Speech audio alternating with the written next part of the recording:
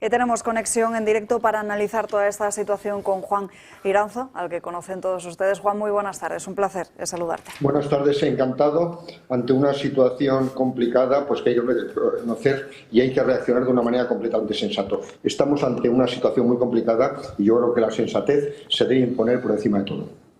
Precisamente, no sé si consideras que esa sensatez ha sido la que ha inundado a Europa en estas últimas horas, que ha congelado 90 días esas contramedidas que había tomado a los aranceles de Estados Unidos.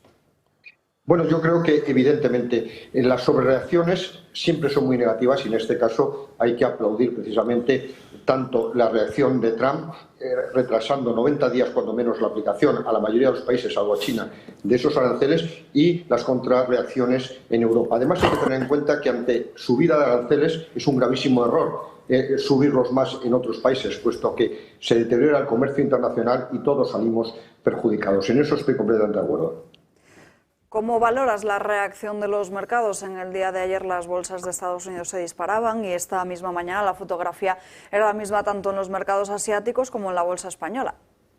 Pues era previsible, evidentemente, porque ante la aplicación de los aranceles los mercados se hundieron por una razón muy sencilla, porque se esperaba menor crecimiento a nivel internacional, incluso recesión en Estados Unidos y mayor inflación. Esa situación de estagflación que se estaba anticipando en los mercados, pues obviamente los penalizaba enormemente. Sensu contrario, el retraso de esas medidas pues ha dado alegría a los mercados, pero hay que tener en cuenta que la incertidumbre está presente y lo que hay es que tratar de evitar que esos aranceles se apliquen definitivamente dentro de 90 días. ¿Cuál consideras, Juan, que es lo que ha motivado a este giro de Donald Trump, a este volantazo con el tema de los aranceles? Porque hay muchos que consideraban que la recesión podría ser un hecho en Estados Unidos.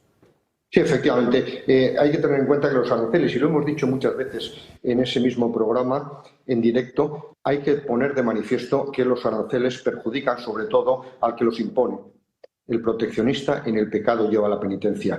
Y esto ha generado, sin lugar a duda, expectativas de recesión en Estados Unidos, de inflación y, por tanto, de mantenimiento por parte de la Reserva Federal también de los tipos de interés y una depreciación del dólar. Asimismo, hay que tener en cuenta que probablemente el detonante último para retirar estas propuestas de aranceles no han sido las caídas bursátiles, sino el colapso que prácticamente ayer se produjo en los mercados de bonos. Se habían encarecido enormemente los bonos.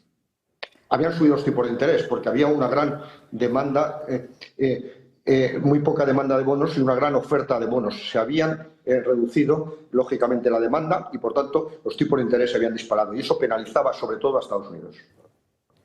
Y Juan, una última pregunta. ¿Qué te parece la reacción de China de ese contraataque a Donald Trump y subir de nuevo otro 84% los aranceles a Estados Unidos?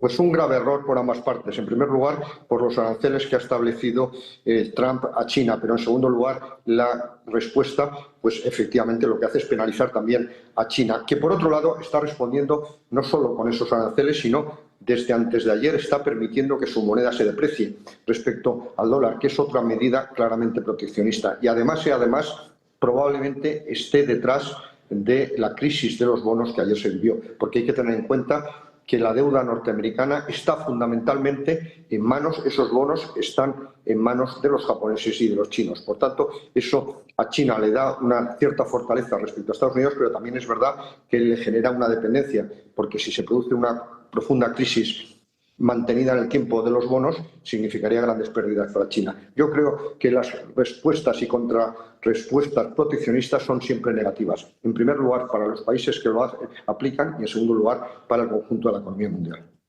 Pues Juan Iranzo, muchísimas gracias por darnos las claves. Un abrazo. Buenas tardes, muchas gracias. Un saludo a todos.